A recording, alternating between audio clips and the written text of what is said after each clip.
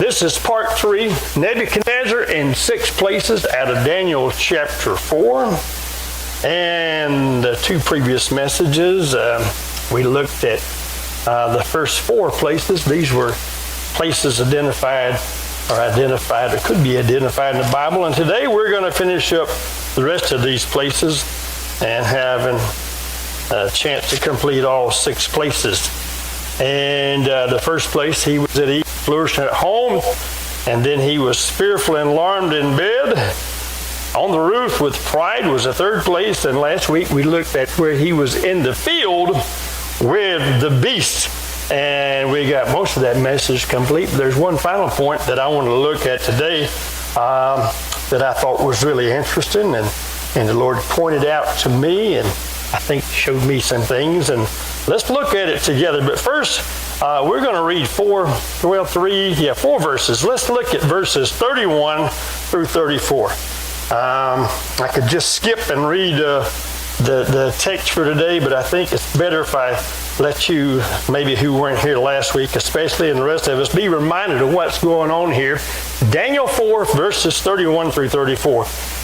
While the word was in the king's mouth, a voice came from heaven saying, King Nebuchadnezzar, to you it is declared, sovereignty has been removed from you, and you will be driven away from mankind, and your dwelling place will be with the beasts of the field.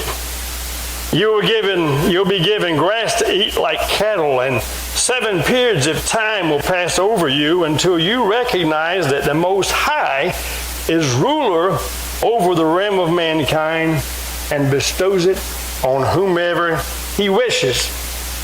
Immediately, the word concerning Nebuchadnezzar was fulfilled. Now, this was after he was on the roof in pride, bragging about what he had done, not giving God credit. He'd already received a warning of his sinful lifestyle, and now God had enough and said, okay, to the field you're going to go. And he says, you're going to eat grass like a beast, And so immediately, verse 33, the word concerning Nebuchadnezzar was fulfilled, and he was driven away from mankind and began eating grass like cattle. And his body was drenched with dew of heaven until his hair had grown like eagle's feathers and his nails like bird's claws. But at the end of that period, I, Nebuchadnezzar, raised my eyes toward heaven, and my reason returned to me. I blessed the Most High and praised and honored him who lives forever. For his dominion is an everlasting dominion, and his kingdom endures from generation to generation. Out of what we just read, everything, actually in verses 33 through 36, all this happened in the field here in chapter 4, and in the field, 4th place that we find Nebuchadnezzar at, he said, in your dwelling place, verse 32, will be in the field. That was the 4th place. We'll stay there. We saw that it was a different location than where he was. He had a different behavior while he was there. He was without normal shelter while he was there. We saw last week, and we saw he had a different appearance last week. And now we see, I want to point out that in this same place, the same location in the field, it's a place with an established time frame. An established time frame. He said in the Word, and let 7 periods of time, there will be 7 periods of time, and that'll pass over you. King James says there will be 7 times, but let 7 periods of time. We saw it first in verse 16, same phrase, and let 7 periods of time pass over him, prophesied that this was going to happen to him. And then when Daniel's there interpreting it, in verse 25, he said, and 7 periods of time will pass over you. And we see it again here in 32. We just read it. 7 periods of time will pass over you. So here in the field, there's an established time frame. It was a time frame established by God. The first thing, that's one of the first things we can learn, but another thing we can learn about this time frame, established by God, it was predetermined by the Lord of how long Nebuchadnezzar would have to stay in this field. I looked that word up, and exactly, it means times. It means a period of time, and it doesn't, it's just a set period of time, definite time period. Nebuchadnezzar was made aware of this in advance before he ever got to the field, and now it's happening with him. God told him this is going to happen, and God told him again, okay, here we go, in the field. 7 periods of time. The time frame has a set number of days. It says 7 periods of time, and we don't know what that means exactly. It could have meant 1 week. It could have meant 7 weeks, 7 months. Some people believe it was 7 years long. I remember when I was in school, we'd get off the bus, we'd wait outside a little while for the bell to ring at Grand Ridge School years ago. The bell would ring, we'd go to what was called homeroom. And then after homeroom, bell would ring again, we'd go to first period class. And throughout the day, you go to first period class, bell rings, you go to second period, and today at schools, they don't even use bell. They just change, classes in a lot of schools. But, lunch is somewhere around third period, fourth period in there, and then you finish up the day. I think 7 class periods is what was at Grand Ridge the last time I taught there. Some places have 6 periods, but it's a period of time. It's established, and with Nebuchadnezzar, 7 periods of time. We don't know how long, his periods were, or, we know what it could have meant, but it was definitely a time frame established by God, and the ending was known by God, and it was ended by Nebuchadnezzar. It was ended by him. 3 words prove this. Verse 32, 7 periods of time will pass over you until, see that word? Until you recognize. Same thing in verse 25. Daniel told him, you're going to be, in this field until you recognize that the Most High is ruler over the realm of mankind and bestows it on whomever he wishes. So this period of time, basically you could say, until you've learned your lesson. See, that's how long it was. It was until he got rid of the hard-heartedness, until all those things in the field had happened to him, being driven away from mankind, eating grass like cattle, body drenched with dew of heaven, hair grown like feathers of eagles, and nails like birds' claws or eagles' claws, until all this foolishness in his heart had gone away, until he had left his pride, until he became humble. All this would end, and did end, when Nebuchadnezzar recognized that the Most High is ruler over the realm of mankind and bestows it on whomever he wishes. I think I could have become a fast learner in that field. I think about 7 minutes or 7 hours would have done me. I'd have said, I'd have said, Uncle, whatever God want me to say. And I've said it before, God's able to make you say Uncle. He's able to humble you down if he wants to humble you down. Well, some people may not. Some people just so hard-hearted, I'm convinced that God can't get them. He's tried to draw them and help them, and they just keep rejecting God. But in this story, we see that it's possible for somebody that God's trying to humble and draw back to him. It's possible, for you to finally give in. When you recognize, okay, God, you're the boss. I'll take all the orders. You were right, I was wrong. God's able to humble, but it's best if you humble yourself. All this that Nebuchadnezzar went through would end and did end when Nebuchadnezzar just simply recognized that the Most High is ruler over the realm of mankind and bestows it on whomever he wishes. Now, Nebuchadnezzar was there during this time frame, for a period of time. How long was he there? Well, how long was this time? It was a perfect amount of time. for him to get rid of all his foolishness. It was a perfect amount of time. Don't know how many days it was, but I know it was perfect amount of time for God to humble him down. It was a perfect amount of time for what it took for him to lose his hard-heartedness. Perfect amount of time to reach humility.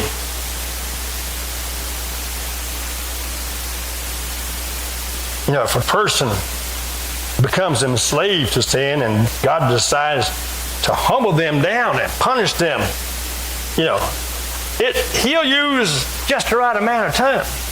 Whatever it takes.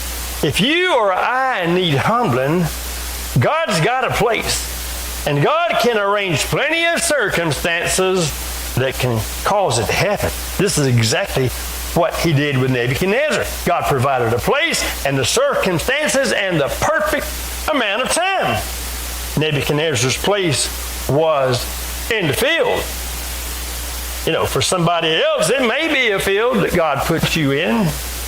It could even be in a place of employment or a rehab center or in a prison, in a hospital, or even everywhere you go.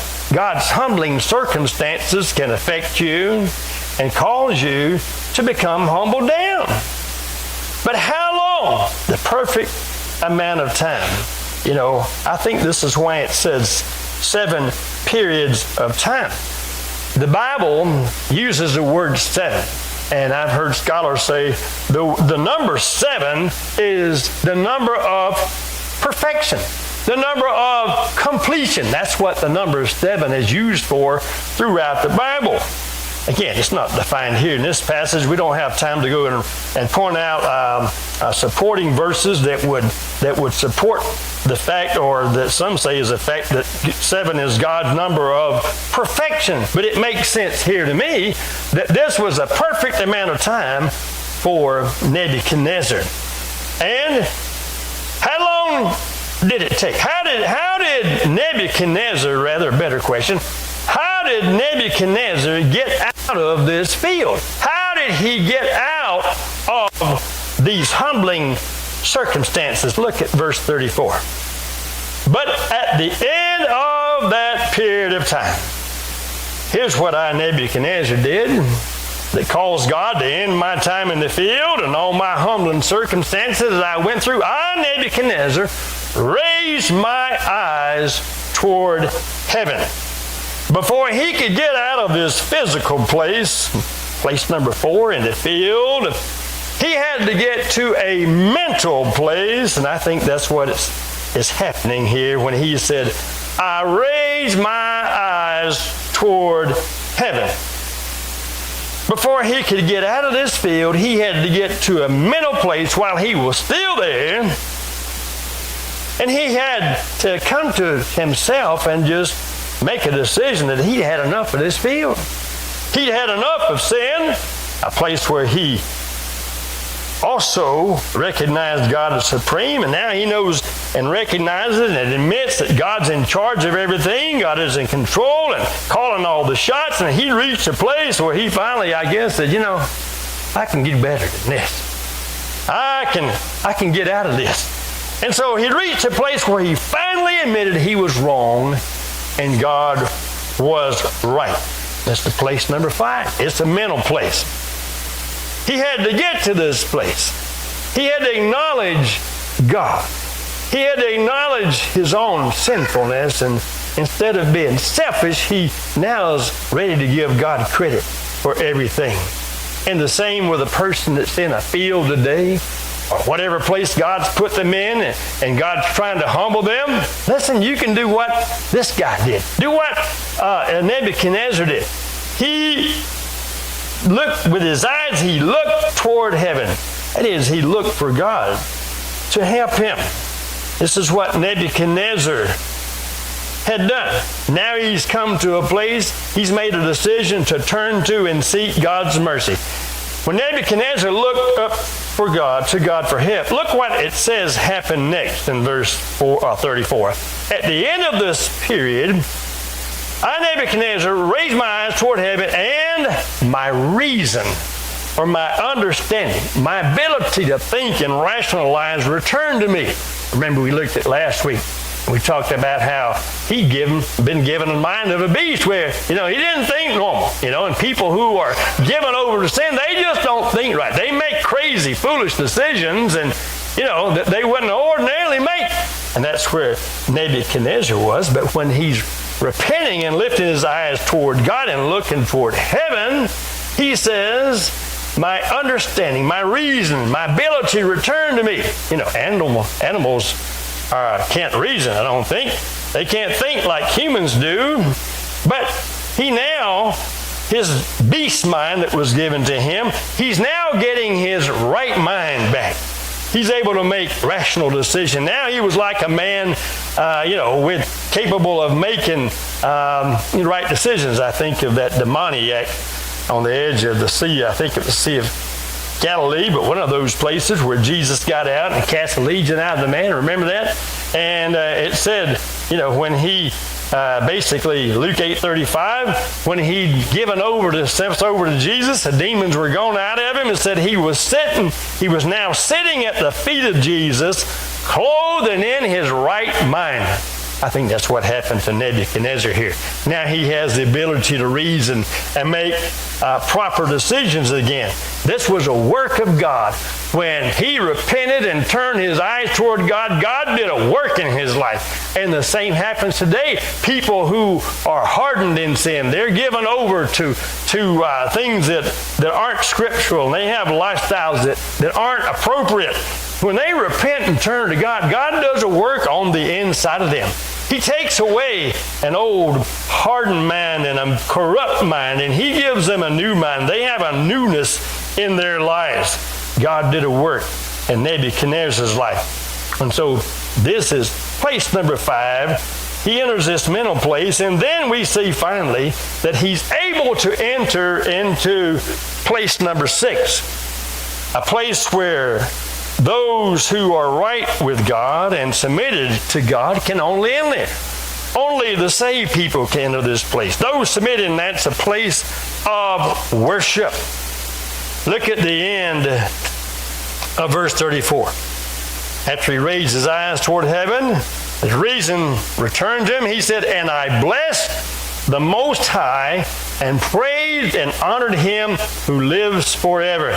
Isn't that worship?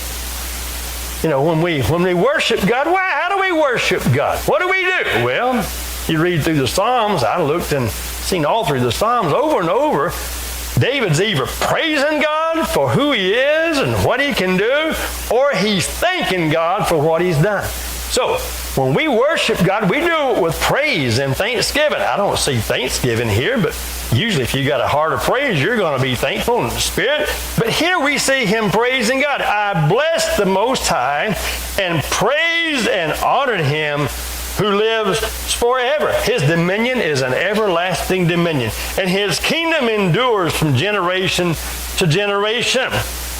And also in verse 37, now I, Nebuchadnezzar, praise, exalt, and honor the King of heaven, for all his works are true and his ways just, and he is able to humble those who walk in pride. He knows firsthand that that's true. He is able to humble those who walk in pride. We're warned against pride. In the New Testament, there's a verse, I think, in Hebrews, take heed, brethren, lest there be in any of you an evil heart in departing from the living God. Take heed. Why? Because punishment can come your way. God can humble you, so take heed. Therefore, to him that thinks he stands, to take heed lest he falls, right? Take heed. Be aware, warn yourself. Be warned. He said at that time, in verse 36, look what happens after he worships. Look what happens to this man who's finally humbled now, who's finally out of the field. Look what happens. At that time, my reason returned to me, verse 36, and my majesty and splendor were restored to me, or for the glory of my kingdom. There we go. He got some restoration. To summarize this, what happened to it, he got blessed. There were blessings after he got right with God, after he started worshiping God. God blessed him. God restored him. God restored this man, and let's see, I'm about to get lost in my notes here. I'm trying to skip some stuff that we've already kind of covered. But he said, now I, Nebuchadnezzar, praise, verse 37, exalt and honor the King of heaven. He is still worshiping God. But he mentions that God blessed him in verse 36. He didn't use the word blessing, but if you've lost everything and God gives it back to you, that's a blessing, amen? So everything he lost, God restored to him. He says, I was reestablished in my sovereignty. He got his position back. He was now king again. And all these people that he was over in his being king, his counselors and all, they came looking for him. They came looking for him, and, he had all them. He got his position back. He got his mind back. He lost it all, and all was restored. But there's also one other thing he says, and surpassing greatness was added to me. Man, I'm better. I went through some tough times. God humbled me down, and I lost it all, but I got it all back. And now that I'm lined up with God and worshiping and praising Him like I'm supposed to be doing, He's blessing me, and I've got more than I had before. Surpassing greatness was added to me. I believe that's a picture of what can happen to a person that's going through a humbling experience.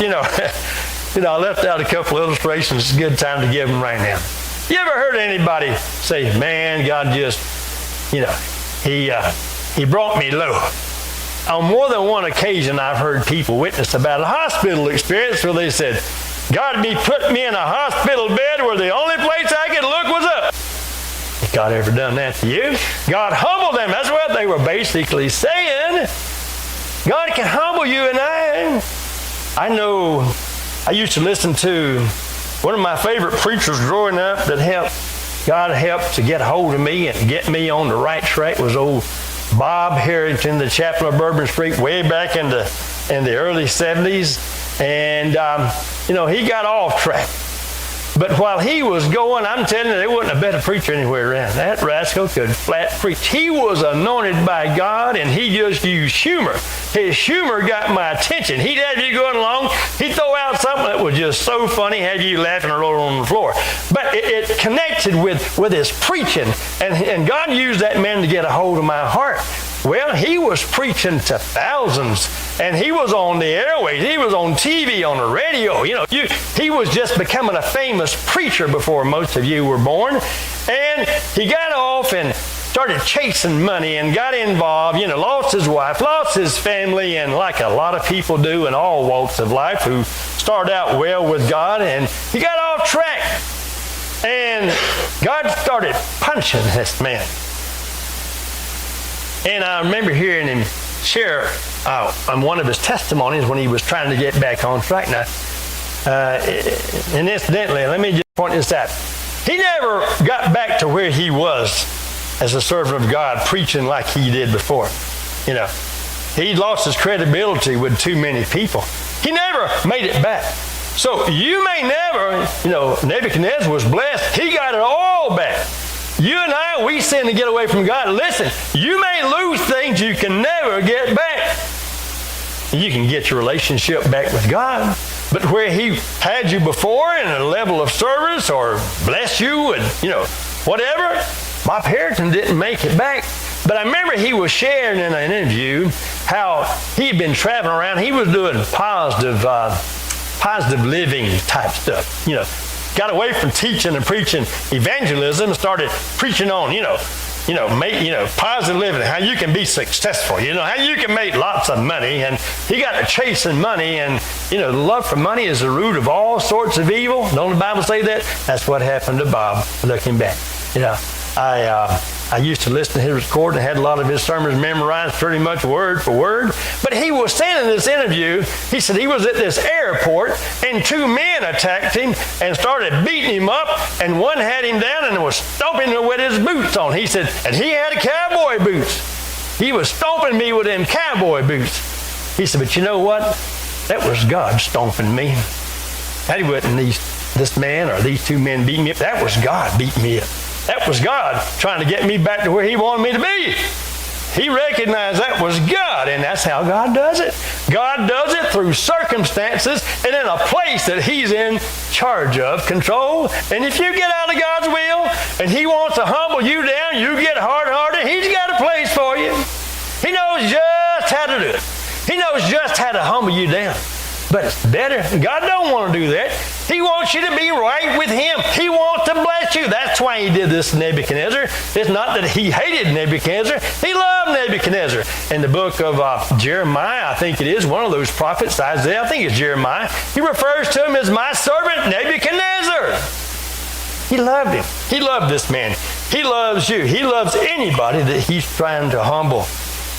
And in closing, let me just say, blessings await and are available for those who reach the place where they look up to God in submission for help and become worshipers of God.